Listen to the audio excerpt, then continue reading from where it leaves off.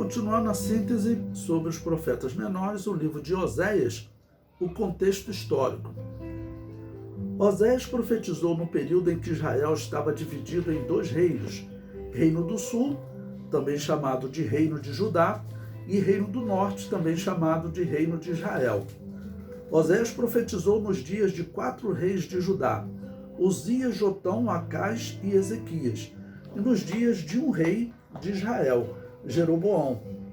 Em Oséias, capítulo 1, versículo 1, diz: Palavra do Senhor que foi dita a Oséias, filho de Beeri, nos dias de Uzias, Jotão, Acás e Ezequias, reis de Judá, e nos dias de Jeroboão, filho de Joás, rei de Israel. Bom, para nós entendermos a profecia de Oséias, nós temos que entender toda a história de Israel, entender o momento que ele está profetizando, né? Nós vimos aqui que Oséias profetizou no ano 760, tá bom? Antes de Cristo, mais ou menos. Então, quando ele começou a profetizar, Azarias era o rei de Judá, tá bom? E depois vão seguir-se mais 3 reis. Foi nesse período que ele profetizou. Como estava a situação de Israel? Bom, haviam-se passado, desde a divisão do reino, que foi no ano 931, tá bom? Então haviam passado quase 200 anos, tá certo? Haviam-se passado quase 200 anos de que, depois de Davi, Salomão, aconteceu, o filho de Salomão causou a divisão no reino, houve uma divisão no reino, melhor dizendo, tá bom? Isso no ano 931, e daí o reino de Israel vai caindo, tá bom? O momento nobre do reino de Israel foram os dias de Davi, em que a Bíblia diz, nós veremos mais à frente, a Bíblia diz que Davi estendeu os seus domínios de Israel, desde o rio Eufrates ao norte até o Nilo ao sul.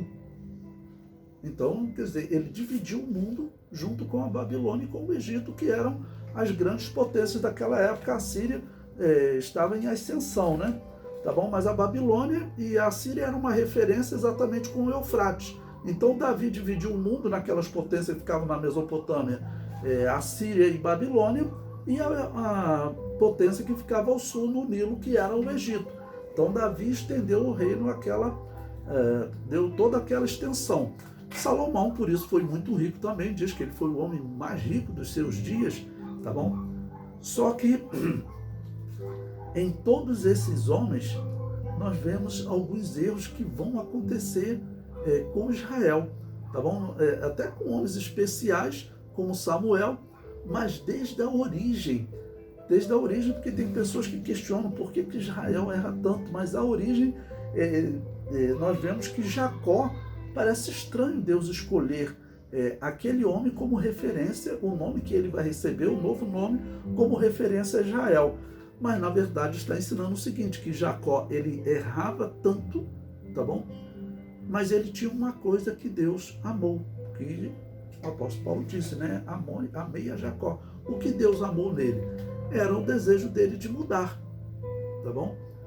Passou a vida fraudando, mas teve um determinado momento que ele mudou. Tem até aquele hino bem interessante que uma irmã canta, retratando esse momento da vida de Jacó, e no hino ela fala um momento que me impressionou, um anjo preso a Jacó, tá bom? Então, quer dizer, Jacó, ele amou muito mudar de vida, e esse é o motivo que Deus escolhe ele, tá bom, como referência para o seu povo, porque toda a humanidade, o pecado é tão forte que toda a humanidade tem que querer mudar de vida, tá bom? Todos são, em algum momento da sua vida, como Jacó, mas em outro momento vai passar a ser Israel. Bom, o problema é que a nação de Israel, até hoje, na verdade, nunca se tornou aquele Israel que Jacó se tornou, ou seja, que mudou de vida, que se tornou um profeta, né? Um dia Israel vai ser assim, vai se cumprir Israel, mas até hoje, vamos dizer, desde Jacó até os nossos dias, aproximadamente, quantos anos se passaram? Quase 4.000 anos, tá bom? Se o êxodo foi próximo do ano 1500, os patriarcas, eles viveram ali pelo ano 1900, 1800, então são quase 4.000 anos, tá ok? Que se passaram desde esses dias, mas Israel nunca realmente se converteu de Jacó a Israel. Eles continuam sendo Jacó, vamos assim dizer. Bom, e tem exemplos, né? Por exemplo, de Samuel, apesar de ser um homem de Deus, mas ele tinha também um erro. Qual era o erro? Ele tinha uma visão errada sobre a obra de Deus. Quando alguém o desprezava, quando alguém queria fazer uma mudança e tirar ele do poder, ele achava que o problema era com ele, que de alguma maneira ele se sentia como dono da obra, estão me rejeitando, alguma coisa assim.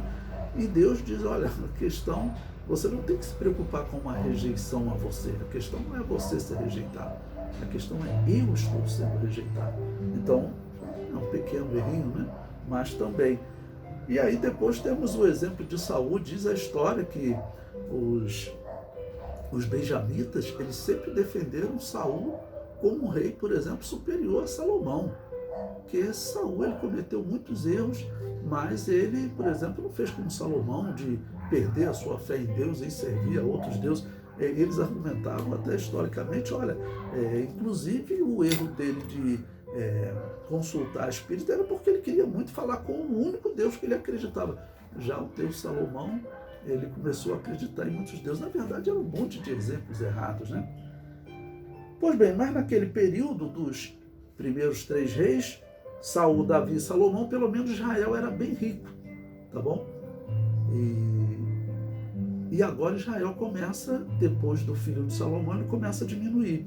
Então, aí cerca de quase 200 anos depois, quando Oséias vai estar profetizando, o que vai acontecer? Israel vai estar num estado miserável. Vai ter um versículo que nós veremos aí que Oséias utiliza, vamos dizer, descrevendo Israel como um povo sem conhecimento.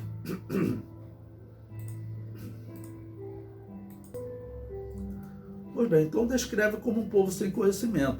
E no livro de Reis, capítulo 14, versículo 26, diz que eles estavam vivendo um período de miséria muito amarga, ou seja, era uma situação realmente muito ruim. O reino foi empobrecendo, porque houve uma divisão nos dias do filho de Salomão.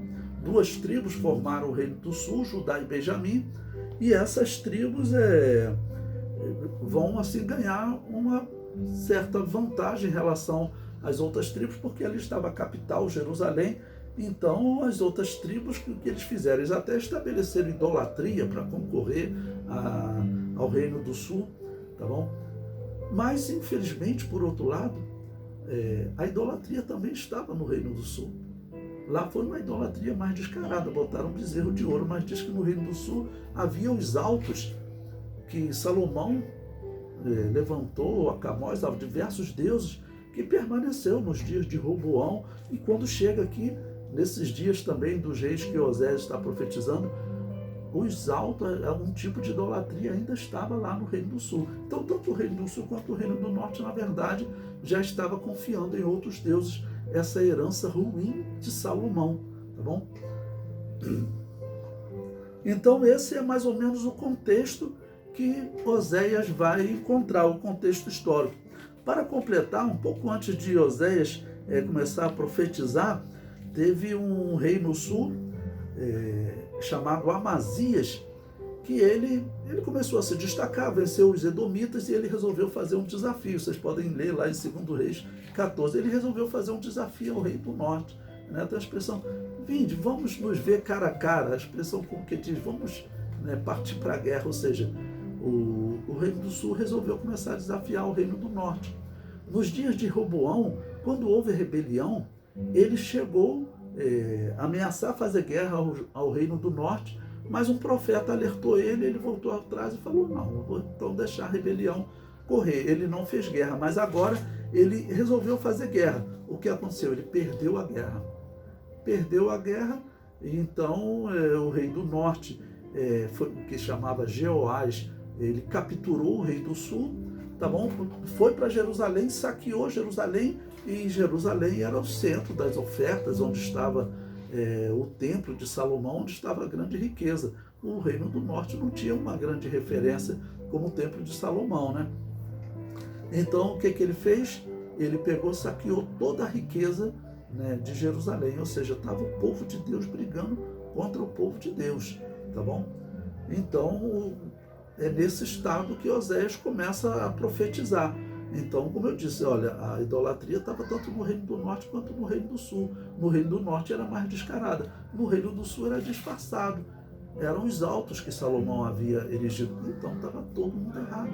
E é claro que o pecado de substituir a Deus é um pecado que leva o homem para um estado deplorável, porque se o homem está como Saul, né, como eles comparavam, mas está acreditando em Deus, estava como Davi nos seus erros, mas acredita em Deus, está fugindo até do seu filho, um monte de problema, mas ele está confiando em Deus, muito bom. Agora, se o homem perde a confiança em Deus, então é a pior coisa que pode acontecer para ele.